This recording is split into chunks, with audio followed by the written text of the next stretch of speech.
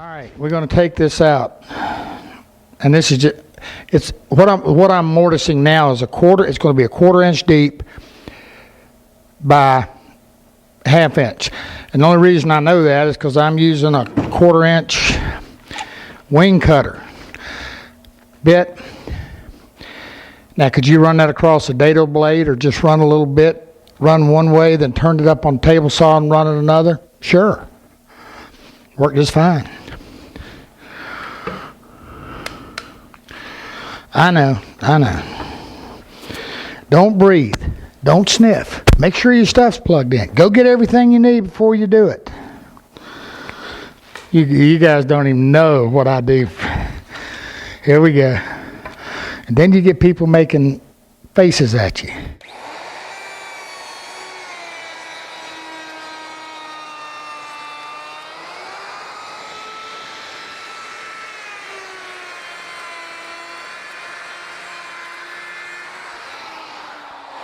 Now, you see where I'm getting the chip out with the router? Odds are I would not be getting that if I was using the table saw or something. So I want to show you. But I'm going to cheat. Yeah, don't y'all do this at home.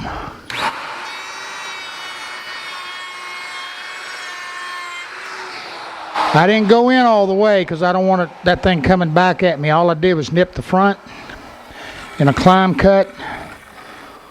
Don't y'all do that, you hear?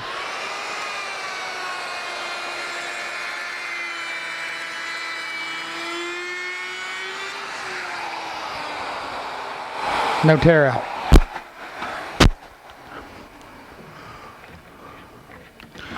Somebody's going to email and says, Charles, that's safe? Well, as long as you don't get crazy with it. I mean, make sure you're in good control of your router.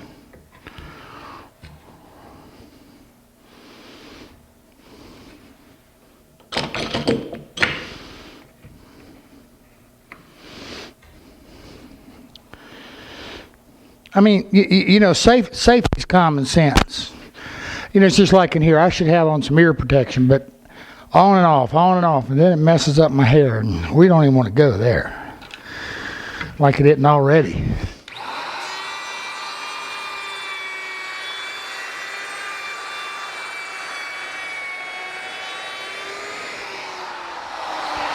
See what I did?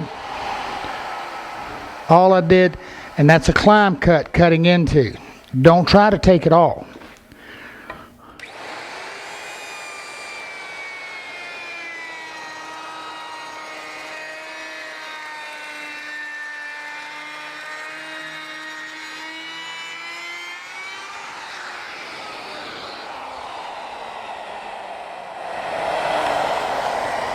See, I knew I had to go just a little deeper, so I'll get rid of them others.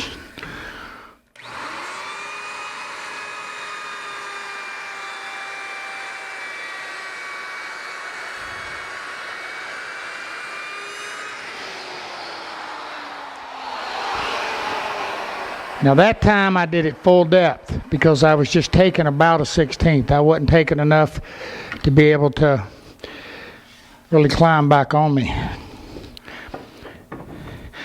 And I've told you before, that's the reason I like the D handles. Other than the fact that my left hand and a table saw had a fight. Table saw won.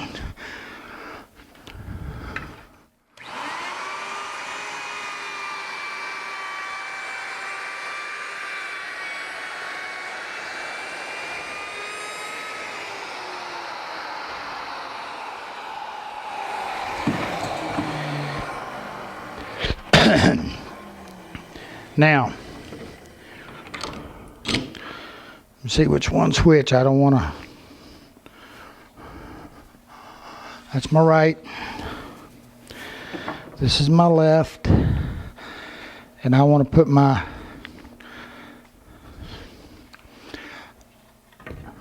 slides in here. Now, here's what I set up. I got a plunge router, 1/2 inch bit, and I got this fancy guide on here, but You know, if you don't have one, you can actually double face stick a piece of tape across your router. You could do it in a router table, or if you're careful, you can also do it on table saw with a dado blade to mortise that. The other thing you can do is simply draw it on and come back and drill it. Take a chisel and chisel it out. That still isn't broke. I got to grab a bolt. All right, depth of my bolt is 3 1/16.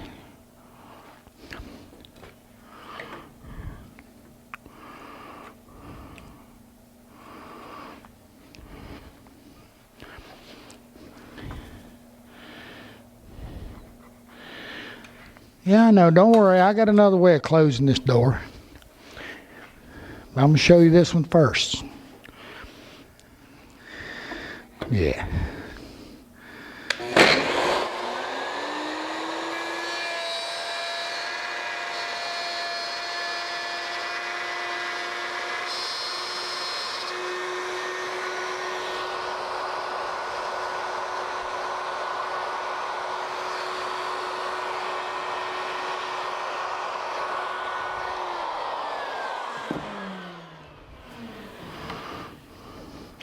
All right, then we got just a little bit of chisel, because we got to chisel out.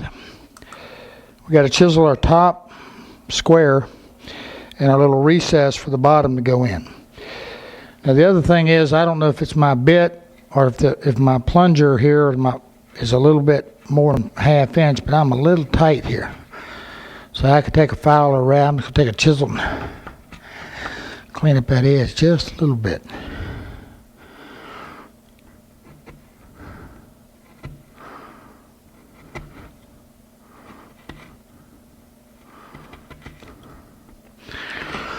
And that's about all there is to installing these.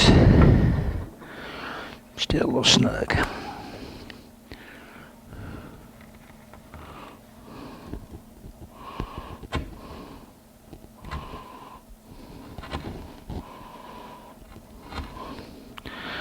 All right, guys, I'm gonna get this chiseled. I'm gonna hang this door, and we're gonna look at another way of securing it. All right, guys. Got my closure strip glued on my upper door. Got my mortises cut for my latches.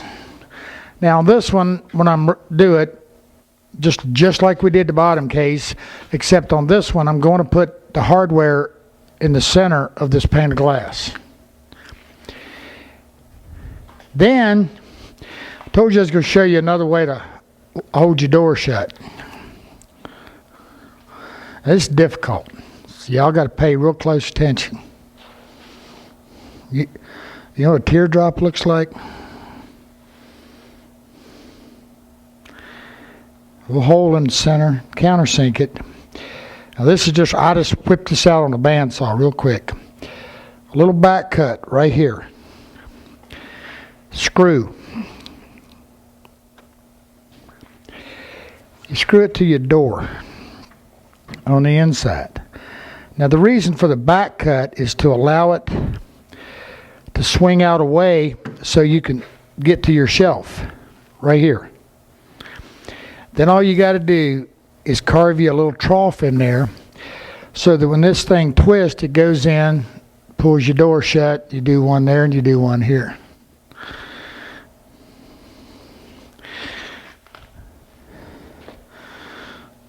I don't know how much simpler you can make it. No, Frank, we don't need the engineering specs on this. This will do. And yes, CB Mike, you know who I'm talking to. I ain't going to tell y'all what CB stands for. I'll let him do that out on the forum. This is a whole lot cheaper than buying those. And about as slick as you can get. Now, what I'd like to do is just put a nice little brass screw in there. Looks great, works good, and yeah, it's cheap, but it really works nice. You see a lot of the old antiques at it. That's where it came from. Now, to cut your little slot, if you do that, here's another quick tip. You can take that wing cutter. Again, put it on your door, shut your door, and mark your edge. take your wing cutter, take your router, let it set on this face, take the wing cutter and just plunge in, and the circumference, the little dip in the wing cutter, make you a nice little trough, because you need it to be on a radius so that it turns. Yeah, just like this. Really simple. Nothing to it. Well, guys, we got one thing left to do. The back. We got to cut the backs. And, of course, I'll sand and clean all this up. Then we're done building. We're ready to get it sanded and get the finish on. Hope you've enjoyed this. And I've been told the next one we do is going to be a little mahogany lowboy. I think you'll like it. We got cabriolet legs, we got veneering, dovetail drawers, more sliding dovetails. You're going to get to see a lot more on the drawer frames that I use and make. Be a pretty neat one. Okay, I'm going to get ready and cut a back, and we'll be done. All right, guys, the back. Well, on mine, from right here to right here is 12 inches. And, well, I used up my big wide pine, and poplar, and I didn't feel like gluing up any poplar. So I got a piece of white pine. I'm going to paint it so it doesn't matter. Now look, Frank, when you come back work on that Bombay, that pine you planed for the bottom of it, I don't know what happened to it. Don't ask me. I've been looking for it myself. Anyway, this is so simple. 45 degree on the blade, run it, flip it around, run it. And we're going to do the top one. But here's what I want to show you. Sherry, can you zoom in over here?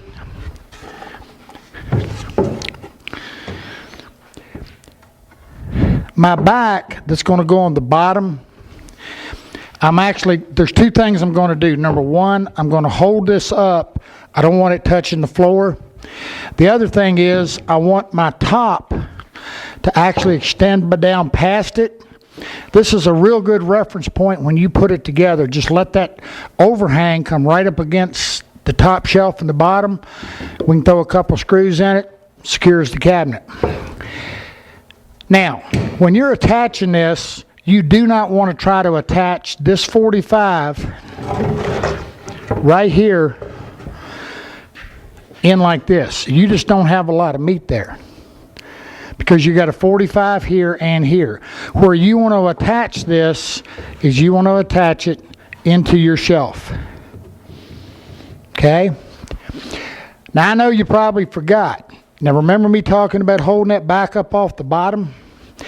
Because I also told you back when we were doing these that upon occasion, if you've got a corner that's really unlevel, you can take a jigsaw and come in here and just cut you an arc in this.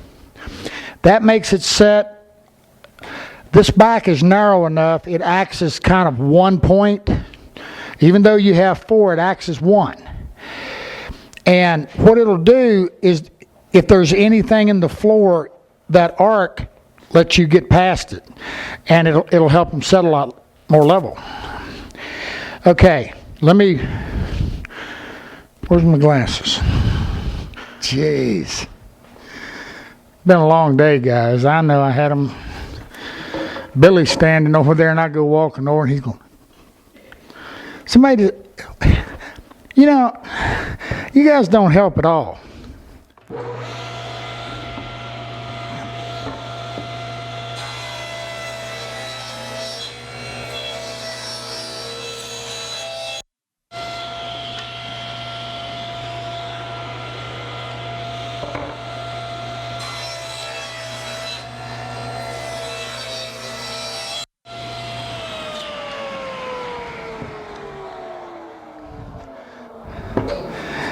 Yeah, I know, Bob. Y'all got better pine in Wisconsin.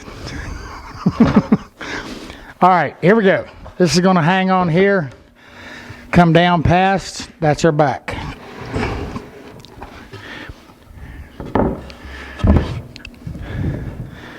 Simple as that. This overhang's what will attach into that, and we're good. Now, what has to happen now is we're going to take and break all this down. And what I'll do is I'll actually remove the top, I'll take the face frames off, remove the top shelf, sand everything in here, and glue the top in, glue the bottom in, get it all secured. I'll leave the two center shelves out. So when we come the next webisode, we're going to be painting the interior of this corner cabinet, as well as dyeing the exterior. Now, to get ready to do that, we've walked through, we've sanded this with 120, dyed it again. Now we're going to sand it with, and we sanded it some with some 180, dyed it again. Now we're going to sand it again with 180 as a final sand, and we're done. We're ready to dye it. And you'll be right there when we do. So that's the corner cabinet. That's the build. But don't y'all go away. I got something I'm going to show you. All right, guys. This is for Jim out in Oregon. And Bob and Jim and Bob. We got a lot of Bobs and Jims. This is the Bombay we've been blogging about. And this is the one we're doing in a class with Frank. I've done these bonnets every way you can think of. Typically what happens is, I want you to see this. What happens is, normally in through here, there's supports put. And then you start laying your material over top of it. You know, it's usually 1/8 or something like that, and I've steamed it and done everything else and bent them to shape, and then typically they was veneered. And if you go look at the old ones, you would see where they had come down through here and they nailed it. And every one I ever seen was cracked. I don't think I've ever seen an antique one that was, I'm talking about multi-million-dollar pieces. So, what I did, if you look very careful, let me pick this thing back up. I don't have much of this left, but I'm done with it, about done. If you look right here, before I installed this front and back, I took a rabbiting bit and I rabbited this, I don't know what, about 5/8 deep and 5/8 this way and 3/8 deep. So then we started cutting, and we was going to just lay the supports up in that, and I'm sitting there and I'm looking at it, and I was thinking about when I did the router DVD, or the doors and drawers where we did that radius door, and then I did the bucket. And it's funny how things come together, and we coopered the bucket, meaning that we had all these staves cut in on angles that went around and made the circle. And so Frank was standing over here, and I look at this thing, and I'm like, whoa, wait a minute. So here's what we come up with. Never done this before. What we're doing is we started taking poplar. Now, if you can look back in here, sort of, I'm going to prop this thing up. Or you look on the blog, there's a lot of just little thin, narrow strips. And we just nailed them in. In other words, what we've done is, you see right here, it's just an air nail, just a little brad nail. But I want you to notice something. We're not full length on the popper. Now, one of the things I've noticed and always seen with antique furniture, where they used a lot of nails, a nail will flex, a nail will bend. It will allow things to expand and contract. That's the reason they work so well as hold. So what we did, we just took a brad nailer and we'd nail it in. And we tried to do it to where these staves, if you will, of mahogany would overlap the joint. Then all we did was we started taking thinner strips and we would cut that angle, cut a little angle on it, whatever we needed, and we just started walking it up, making sure that we had a good seam. Was not hard. You can take your joiner and just do it or set it on the table saw. Now, one of the things I found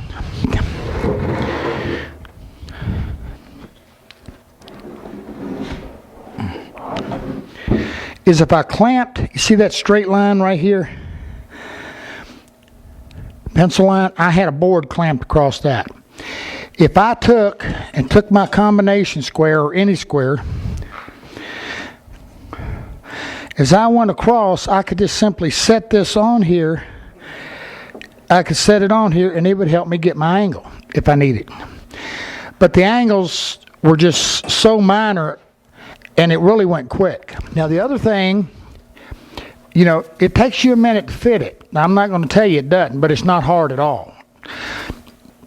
But the thing of it is that, and yeah, you got a lot of glue seams. But I'm going to tell you what, if you've ever had to veneer one of these and do all the build-up and layers, this is easy. This is super fast, super easy. And it cures the expansion problem. Because when we glue this, we're gluing it to the poplar. We do not glue it to the scroll board in the front or the back, and it's not glued on the case side at all. Just to the poplar internally. And, you know, you'd lay a little bit of poplar, then lay your mahogany, clamp it. Okay, that's the poplar gave us something to clamp to. Now, once it's done, we can take a radius plane, we can take a random orbit, and we can clean it all up. You know, we'll trim this head. Now, the other thing I ran into, and Frank, you weren't here, is that if I made these pieces a little longer and I start staggering them, like this, what happens is I can actually use this one to clamp that one and vice versa. You see what I'm talking about? So it worked really, really neat. Now, one of the things we did, and I know you guys are going to fuss, is all of these pieces, we took one, this was one piece of mahogany, big wide, and we cut it into these strips so that even though right now you've got all the old glue and the glue lines, once this thing is cleaned up, you're not hardly going to tell it, as long as we got good seams. Could you veneer over it? Yes, you could. If you wanted to, you could lay a nice veneer over top of that, but I don't think we're going to need to. Not being a nice straight grain piece of mahogany. And the other thing is this thing is 7 foot, a little over 7 feet in the air. I realize most of you may never make a bonnet, but if you do, think about it. Really neat way, and also making a radius door works awful nice. It's called coopering, the way they make buckets. I thought you'd enjoy seeing that, and that's just, well, I don't know if I thought that or I just wanted to show it to you because I thought it up and it worked really good. So, hey, there it is. Okay, guys, time to get to sanding. If you're building along with me, like I said, next webisode, we're going to be finishing. Check you then.